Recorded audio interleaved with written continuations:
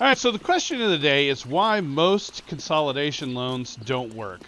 I've mentioned before in one of my other videos that 70% of people who take out a consolidation loan end up in the same or worse shape financially 2 years later.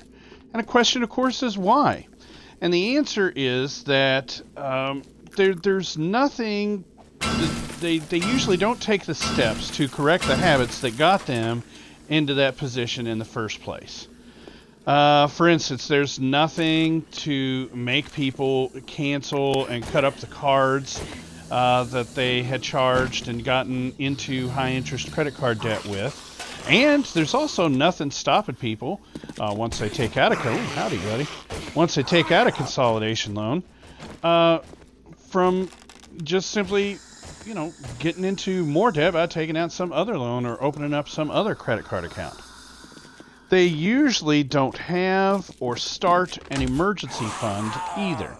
And that's part of a problem. And they also don't have or stick to a budget, which is also part of the problem.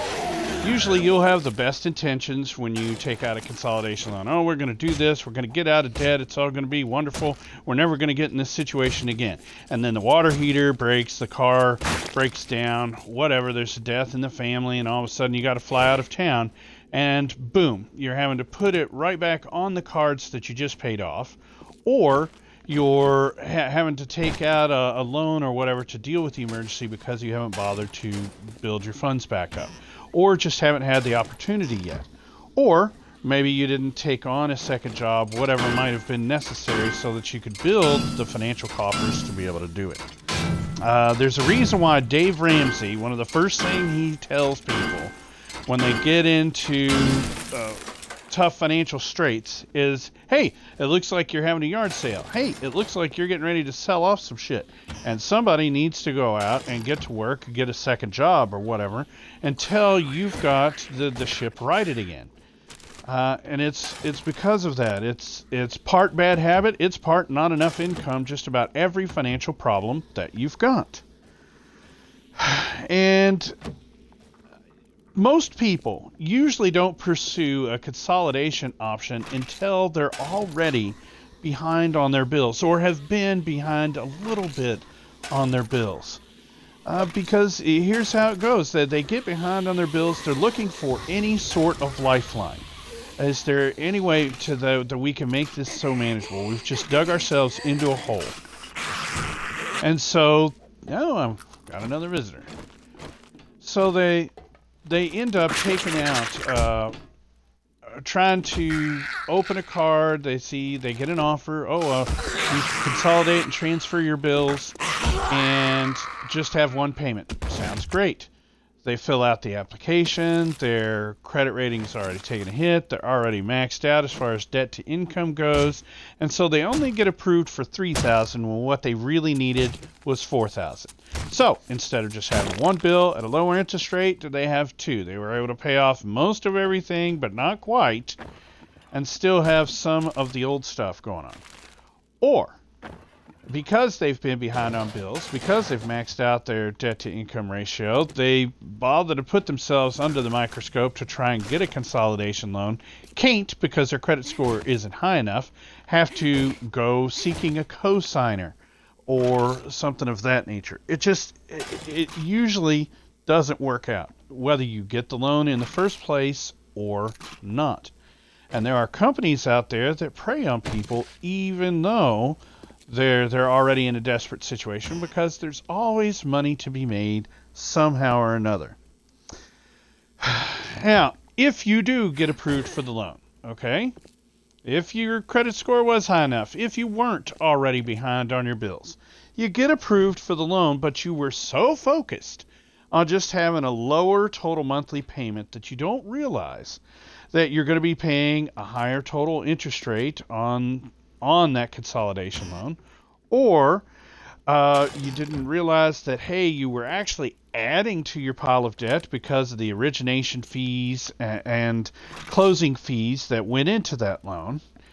Plus, there's the fact that you're going to ultimately be in debt longer. Now, I don't want to be all gloom and doom. I realize that I have been so far. You're like, well, shit, I think I'll just slit my throat now because you told me it's just not going to work out and I'm screwed and nothing's going to go well for me. No, that's not what I'm saying at all. What I am saying is the way clear of whatever hole you've gotten yourself into really just comes down to work. We've talked about it before. Your best option is to pursue some sort of debt stacking plan. I don't care which one you go for. I like the snowball plan myself, but there's other ones that work. Regardless, you just take stock of your debts, you start paying on the smallest one until it's gone, and then you work on the next one. Adding more money into the equation or selling off some stuff is the best way to get started on that. So Dave Ramsey is not wrong when he says, oh, it looks like you're having a yard sale. Yeah, you should. Most people don't like to hear that. More often than not, we become slaves to our possessions. And I realize slave is a really tough, bad word that might get me dinged here on YouTube, but I'm using it anyway because it's true. We become so beholden to our car loans and our toys and our boats and our RVs and the house, and everything else that we don't realize that we are just drowning and killing ourselves. If you're drowning in debt, you don't have the time or the energy or the desire to go out on the boat or to use the RV or camper that you're paying on. So what's the point in having it anyway is really what it comes down to. And lastly, but definitely most important, before you do anything, you have to have a plan.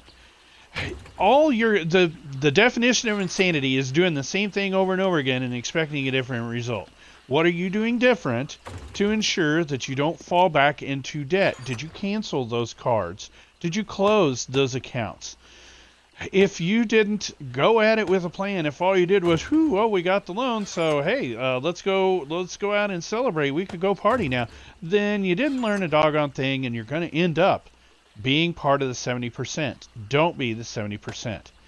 If you're lucky enough to actually get a consolidation loan, if you've got a plan going into it, and you're actually a person that incorporates discipline, then yeah, you might succeed. But the likelihood is that you won't. So, take charge of your stuff, set up a budget, attack it with a debt stacking plan, and for Pete's sake, establish an emergency fund so that when something happens, not if, when, because it always does, you don't end up back in the same doggone hole that you're trying so desperately to crawl out of right now. As always, guys, if you got any questions, hit me with them at fustyandfinance@gmail.com or tag me in the comments below this video if you're watching it on YouTube.